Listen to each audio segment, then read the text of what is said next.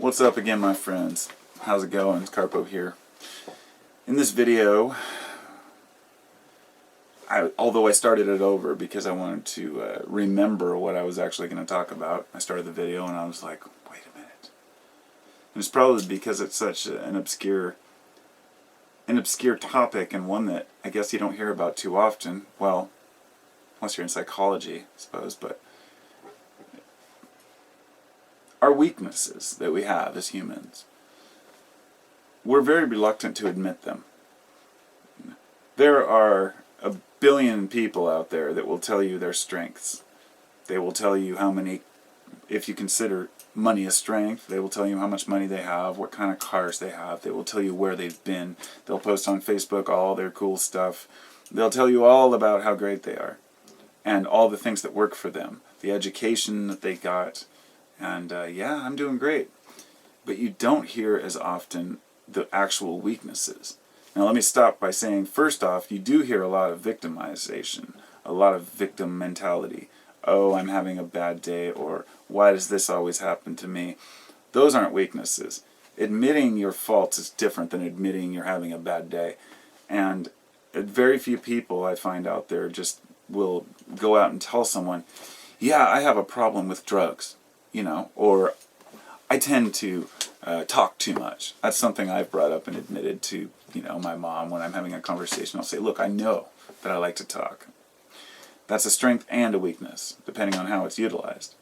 But I've utilized that knowledge of me being a certain way to try to better certain characteristics about myself, to pause and to listen more than I talk. Is something I've been working on for a while.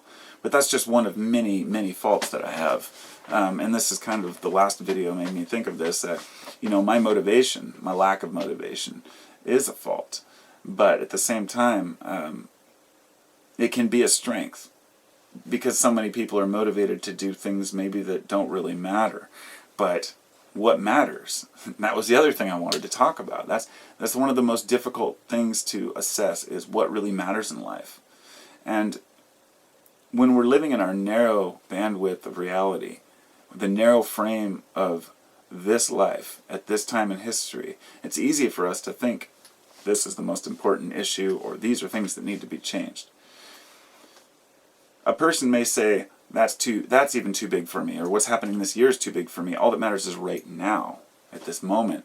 Whereas other people may say, what matters is how will our children be living in 100 years on this planet.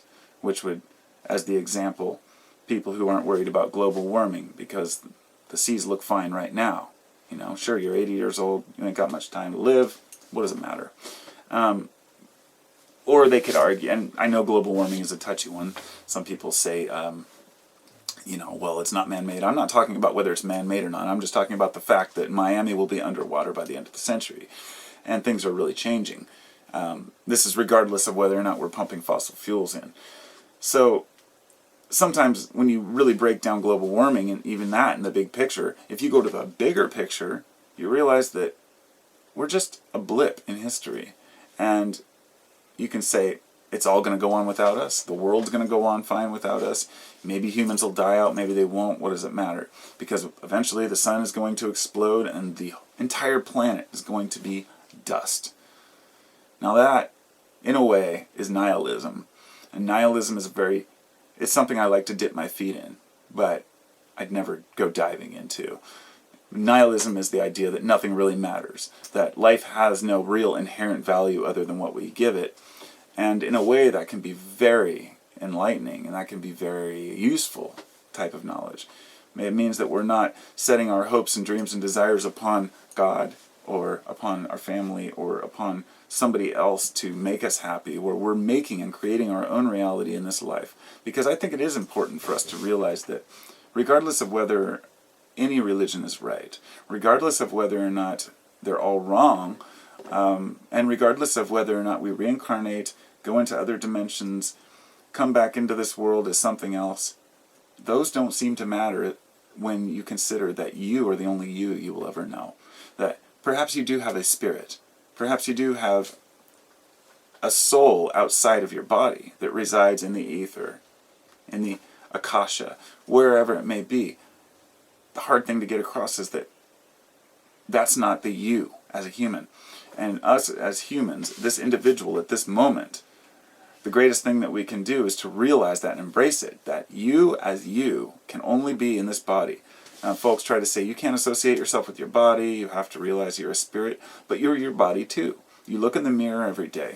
You still comb your hair or put on clothes. You do your best to be part of society, and I don't mean being one of the numbers, I just mean to socialize and be part of this festival of life, if you will. And I think that's crucial.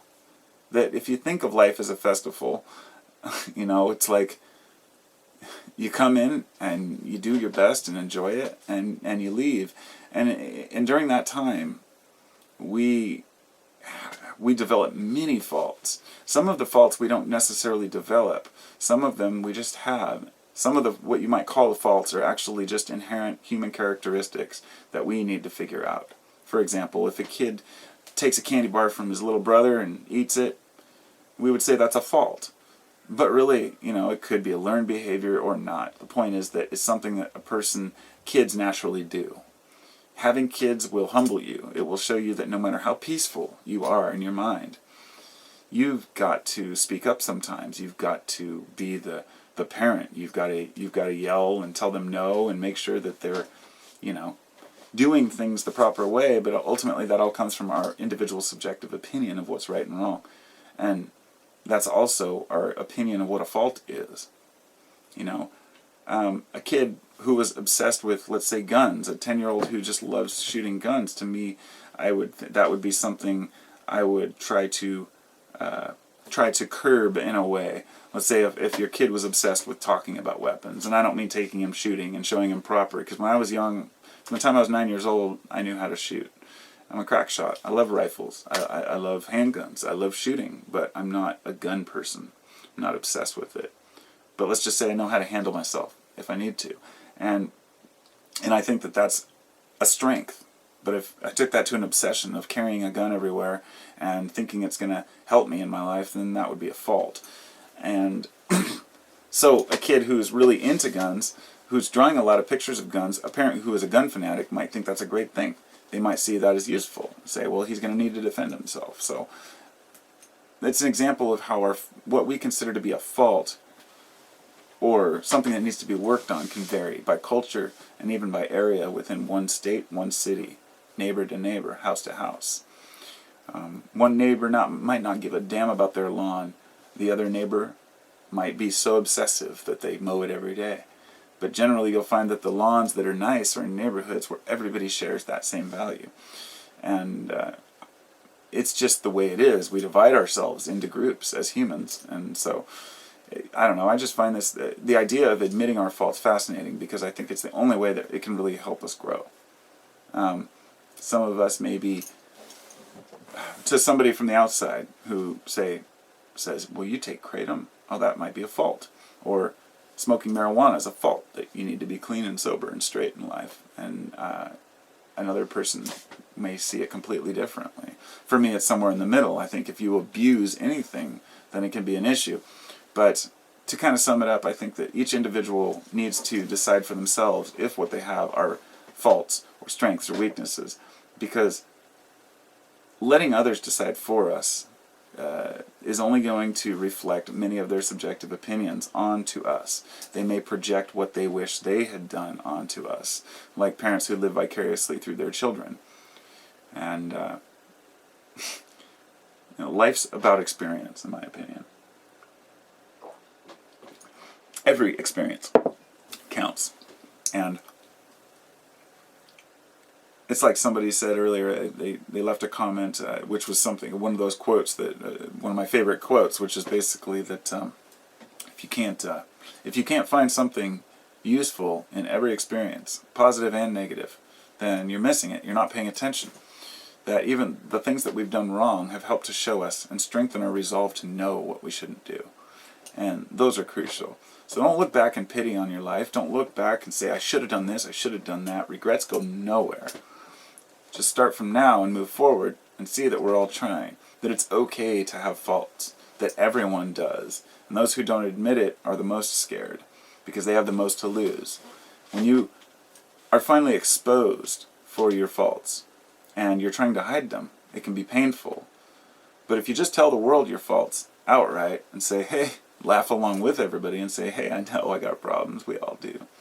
That's when the growth begins. So, those are my thoughts for the day.